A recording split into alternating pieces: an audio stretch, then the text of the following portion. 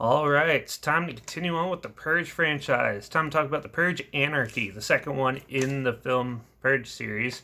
It's released by Universal Pictures July 18th, 2014. It's produced by Jason Blum and Michael Bay, and it's written and directed by James DeMonico, who actually did the first, wrote and directed the first Purge. He also does the third, was the writer and director on the third one, which I'll talk about in a later video, election year.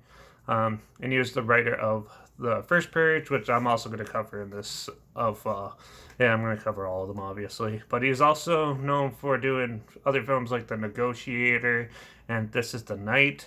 And he's also apparently involved with the new Purge, The Forever Purge, which is coming out later this year. Had a budget of around $9 and up to like $11 million, and had a box office earning of around $111.9 million upon its release. So, yeah, the Purge Anarchy is interesting because they kind of expand a bit more from the first one. So the first one establishes your ground rules and everything like that of the Purge, and they kind of recap that a bit in the beginning of this film. But whole new set of characters, no really returning characters for this one. You have a guy who's hell-bent on revenge for some reason that you do not know until near the end. But he wants to go out and purge and get revenge to make himself feel better, and some of his family and ex-wife and everything does not think that's right. And then you have four other characters. Two of them are like a mother-daughter who are just trying to live a normal life in like LA, I think it is, takes place, and they don't want to take part in the purge, but they're the mother's father kind of leads them into this weird ring of the purge. And then you have a husband and wife who are basically trying to get home just before the purge ends, and they have car trouble and they run into problems. So you kind of got three different storylines going about, which all come together, and you go on this journey with them through the 12-hour purge of 2014.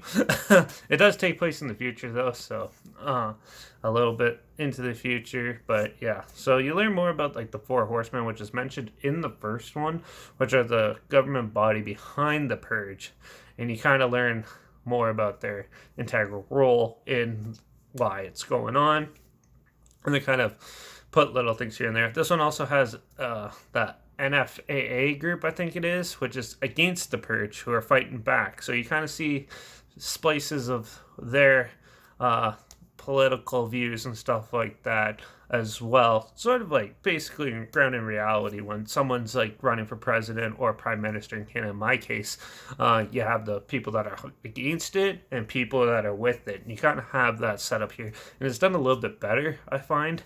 And the characters are typical characters for this, but they definitely do not do the home invasion aspect.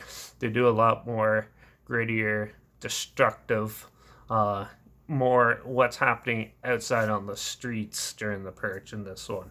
So you got there's a lot of cool like kill scenes, a lot more violence and shoot 'em ups and stuff like that. And one of the best scenes in the film is the tractor trailer truck with this old trucker guy with a huge turret just mounted on the back, just shooting up everybody and stuff. And then you have like your own military type trained people going around pulling people out of their homes who which I guess is part of the home invasion aspect of it, but pulling them out of their homes and torturing them and stuff like that, and trying to take them away. So now this is where the plot gets put together, basically, because you have the guy who wants to purge and get revenge kind of sees the mother-daughter get pulled out of their apartment and treated badly, and he feels kind of bad and sees them putting up a fight, so he goes and helps them. While he's doing this, the married couple comes across his car, which he leaves unlocked for some reason, and they hide in the back.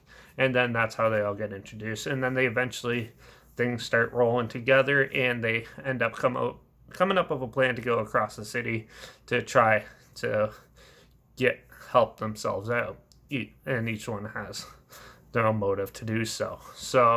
And then once that starts going, it's your typical cat and mouse type game for about an hour, and then eventually you get to the meaty bit of the film where you get the rich auctioning off the poor to purge them in the zone, but they don't even play by their own rules, and then other aspects happen. I'm trying not to give this away.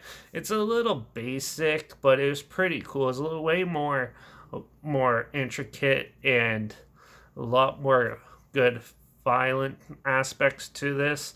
Which, if you like good blow 'em up action films and stuff, it's good. It kind of has the eerie, lingering horror aspects to it. Not as much as the first one. They kind of get that rid of it. This is more of an action thriller. I found the first one had some horror thriller elements into it. This one is more straight up action thriller, in my opinion. They don't really do very much of the dark lingering. It's more of almost like an apocalyptic, almost like the rise that happened this time last year with the Black Lives Matter. It's sort of like that, but obviously done more cinematically. And but there's no like big explosions or anything like that. A lot of good gunfighting and stuff, but for what it's worth, most of the characters are disposable, I'd say. There's not very much to them. You do kind of feel the human aspects here and there, but overall, besides having a decent lead actor, the film it's what you'd expect. They basically give you enough to have a good little popcorn flick, but they don't really go too far and push it too far to be more like Hostile or Saw or anything. They kind of just like okay, that's enough people dying for now. Let's continue on and try to mend this story, which is just a basic story in the end. And yeah, so they do kind of explain more of like the Purge evolution in that, which I enjoyed. The lead actor enjoyed. So most of the acting's not that bad in this one. And overall, I love the setting of it, the dark undertones of like the fight scenes and stuff. I kind of wish they kind of been like a little more inventive with the way people were purging, but you get what you get. This is more of like people surviving the streets when they don't want to, except for one of them. And but overall, it's your typical cat and mouse thriller with a lot more people, a lot more danger involved. But other than that, it's typical. It's a fun little action popcorn flick to throw on, especially if you like the first one. You'd most likely like this one as well. And I hear it gets a little bit better further on. I don't actually remember the next two very well, so yeah, it's gonna be interesting checking those ones out. But yeah, but for the Purge Anarchy, I'm giving this one a 3.5. It's a little bit above the first one, but just slightly. They're still like decent, like watch every once in a while films, but I wouldn't go out my way and suggest it for people and who aren't into this stuff or anything like that. It's not groundbreaking. It's not kind of progresses the story a tiny bit, but not a whole lot in that. But hopefully they expand a little bit more. I like how they're expanding it little by little and giving you a little bit more to chew on and that. But also this one I found kind of they spend a lot of time delegating and stuff in it a lot more, and instead of going out and trying to get to their destinations and have maybe more conflict there. So yeah, which it does happen a bit, but not as much as I was wishing to. So yeah, I'm giving this one a 3 out of 5. There's a trailer link down below if you haven't seen it and you want to check it out, or if you want to relive it and check it out, check out the trailer down below.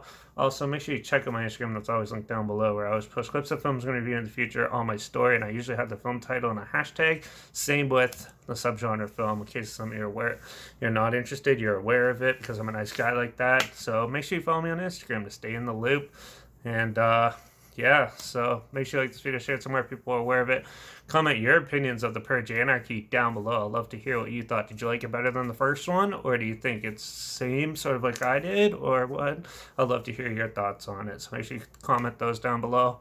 Also, comment your favorite Purge film if you have one down below. I'd love to hear what your favorite one is and see how that tallies up with the others. And are you excited for this new one? That'll be interesting to hear about too, so make sure you comment that down below.